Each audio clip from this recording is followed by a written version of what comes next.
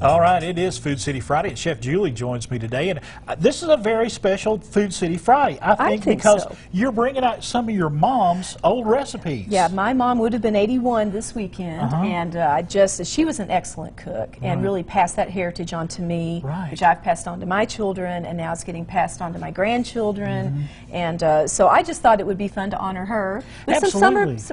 And you actually have one of her recipes. I do. There's today's summer cobbler right here, a strawberry cobbler. Yes. And yeah, I got a whole. You might see more of these in the future because she's got a whole book of them. But she typed a lot. She had an old manual typewriter, and she typed out the recipes. And she often credited, you know, where she found it or who it was from and that kind of thing. And her little notes, she says, "Crust is good with other fruits." So we're talking strawberries and blueberries today. Here today, I had a blueberry. We can do anything with it. You can do any kind of fruit. So this is a great. This is the little cobbler part. It's just a fun little recipe to have for whatever kind of fruit you want to do. And I'm going to put you to work early. All right. We've got about a quart of berries here, and I went ahead and sliced up some good strawberries from Food City there, and some blueberries, and we're going to add some sugar, and it's got a little bit of cornstarch in there. That's one of my tweaks. I did tweak her a little bit because I felt like the juices needed a little something. And so we're also going to add a tablespoon of fresh squeezed lemon juice, and that just gives that flavor just a little bit of a pop. It'll pop it and brighten it up. Yep. Now you're going to stir that up and then pour it into this dish. This is like the perfect size. And while you're doing that, I'm going to make sure this is all good. Yes, do that. I'm going to work on the cobbler bit. All right. And what we have here is a cup of flour,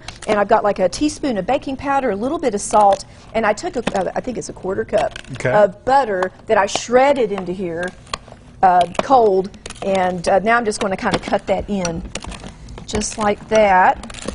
Now, why did you tweak it with the cornstarch? Because when I baked it the first time, and I did it straight up the first time, the juices were a little juicy, and I felt like the cornstarch would kind of help that congeal, just to thicken it just a little bit, and then the lemon juice kind of helped pop it, just the flavor. So once we have the little dry here, we put in an egg and some sugar, and we whip it up so it's kind of ivory colored and thick. And you want this right in here? Yeah, just stick it right in there. That's great. Try not to make a mess, because as my wife will tell you, when I get in the kitchen, sometimes I'm a little messy. So. Well, that's when you know you're having fun in the kitchen, when you make a mess. So here we got 3 tablespoons of milk and just a splash of vanilla, and you add that to your egg and sugar mixture, and that'll thin out a little bit. And then you just take this little bit here, and we pour that into the dry. And I get it all in there so we get it good.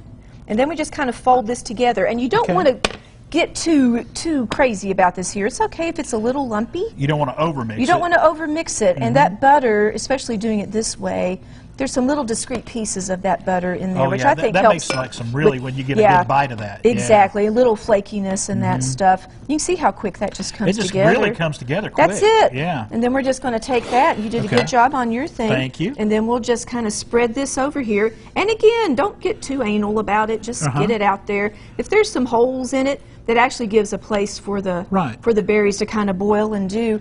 Kind of spread this out. I'll let you spread that out for me there. And talk to me about when you go back and you look at your mom's old recipes. Does it bring back times in the kitchen with her? Oh yeah, it brings back a lot. You know, she would do a lot of bake sales for the church and stuff. And, and so I'll find different recipes in there that talk about the bigger quantities and just all her little notes. And she'll put Mom's favorite or my dad's favorite or whatever. And just those are really precious memories to me, and honestly, that's what to me baking is about. It's about that heritage. It's about the memories you have that's associated with food. You know, the quickest path to your brain is through your nose. When you smell something, it's like that. So there's something about that that just brings in memories and just those warm feelings of family, which are really precious. And this time of the year, you know, we've got those strawberries rolling in, and you know, we got some fresh fruits that are starting to come on. And whenever you can combine good baking with fresh fruit, I mean, that's just a win-win all the way around. Seasonal, so good because it's the flavor is at its best, and I almost think something's better if you can't have it every day. Yeah.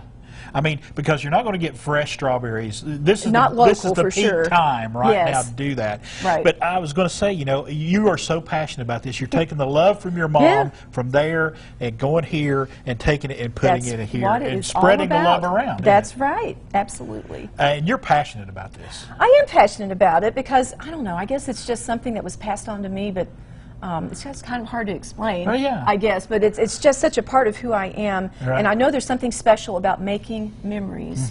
And even now, you know, the kids will talk about different holidays at our house, and, you know, the Danish that comes at Christmas. Right. You know, there's just things just bring back all of that together, and that's something that money can't buy. It doesn't have to cost a lot of money. It takes a little time, a little effort. It doesn't have to be super fancy. Yeah. But just that love that you put into it, tied with meaningful things. Right there's a whole baking dish full of love. It is. And we got the cobbler going, okay? And we're going to come back here in a little bit. We're going to tell you about something I have never heard of before called sawdust salad, okay? It's got cheese. It's got cheese. You can't go wrong with cheese on a Friday morning here on Food City Friday. And check out foodcity.com. Also check out bakingwithjulie.com.